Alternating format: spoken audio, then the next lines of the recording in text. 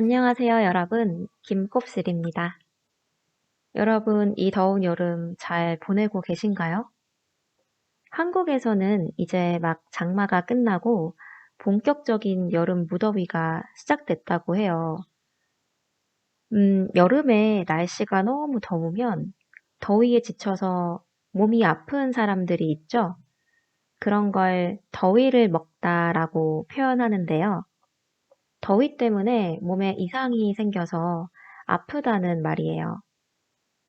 전에 제가 팟캐스트에서 한국 사람들은 먹는 것과 관련된 표현을 많이 쓴다고 했는데, 여기서도 먹다라는 말을 쓴 걸 보니 조금 재미있지 않나요? 아무튼, 지금 듣고 계시는 구독자분들 모두 더위 먹지 마시고 항상 건강하시길 바랍니다. 여러분, 오늘은 MBTI에 대해서 얘기를 해볼까 해요. MBTI라고 들어보셨나요? MBTI는 성격 검사인데요. 한국에서 한 2년 전부터 진짜 꾸준히 인기가 많아요. 아마 한국 사람들 대다수가 이 검사를 해보지 않았을까 하는 생각이 드는데요. 한국에서는 요즘 새로운 사람을 만날 때 MBTI로 대화를 시작하는 경우가 많아요. MBTI가 어떻게 되세요? 뭐 이렇게요. 아니면 혹시 T 아니세요? 이런 식으로 다른 사람의 MBTI를 맞춰보는 사람도 많고요. 대학생들이 팀 작업을 할 때 MBTI를 따져서 팀을 짜거나 직업을 구하는 면접에서도 면접자의 MBTI를 물어보기도 한다고 하는데요. MBTI가 한국에서 얼마나 인기가 많은지 아시겠죠? 사실 저는 MBTI에 큰 관심이 없었어요. 처음 인기를 끌기 시작했을 때 한번 해보고 제가 무슨 유형이었는지도 잊어버리고 있었거든요. 그런데 MBTI의 인기가 정말 식지를 않는 거예요. 미디어에서도 항상 얘기를 하고 주변에서도 물어보니까 다시 한번 해봐야겠더라고요. 검사를 해보니까 제 유형은 ISFP라고 나오더라고요. ISFP의 키워드는 내향, 감각, 감정, 인식이라고 나오는데요.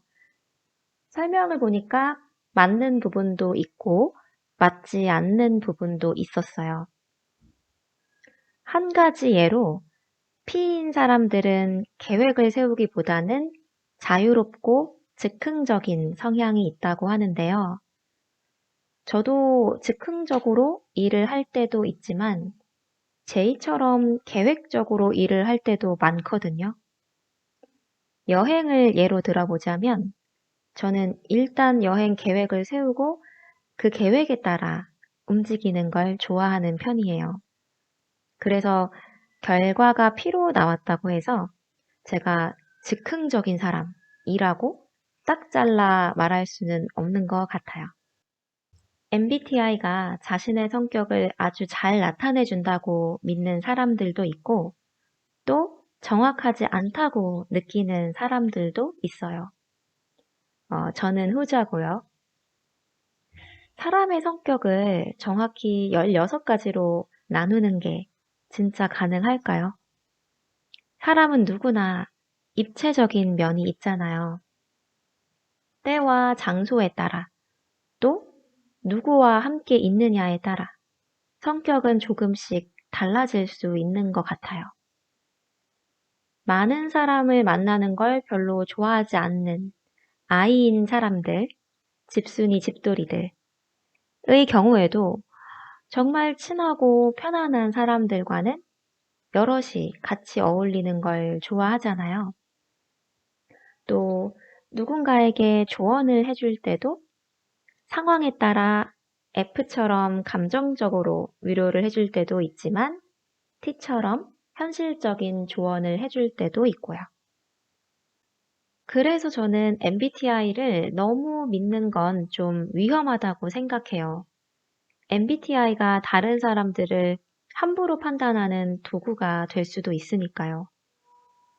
어떤 사람의 행동을 보면서 아, 쟤는 S라서 그래. 쟤는 T라서 나랑 안 맞아.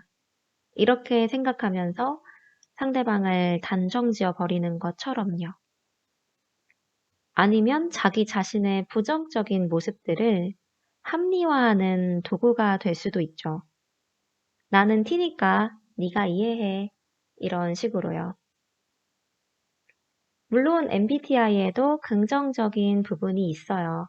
검사 결과가 다 맞지는 않더라도 다른 사람과 자기 자신을 좀 더 이해하는 데 도움이 될 수 있죠. 요즘 사람들이 많이 쓰는 신조어 중에 과몰입이라는 말이 있는데요. 어떤 콘텐츠에 지나치게 깊이 파고들거나 빠지는 걸 말해요.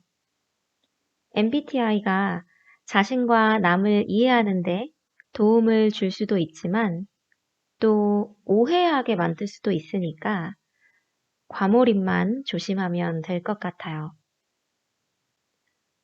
이쯤 되면 MBTI 검사를 한번 해보고 싶은 분들이 있을 것 같아요. 사실 MBTI 검사라고 검색하시면 12분짜리 검사를 쉽게 해보실 수 있어요. 아니면 정말 간단하게 MBTI를 알아보는 방법도 있는데 우리 같이 한번 해볼까요? 첫 번째 상황은 약속이 끝나고 집으로 돌아갈 때예요. 약속이 끝난 후에도 여전히 에너지가 많고 기운이 넘치면 E, 배터리가 방전된 것처럼 에너지가 다 사라졌으면 I라고 해요. 다음은 밤에 잠들기 전 상황입니다.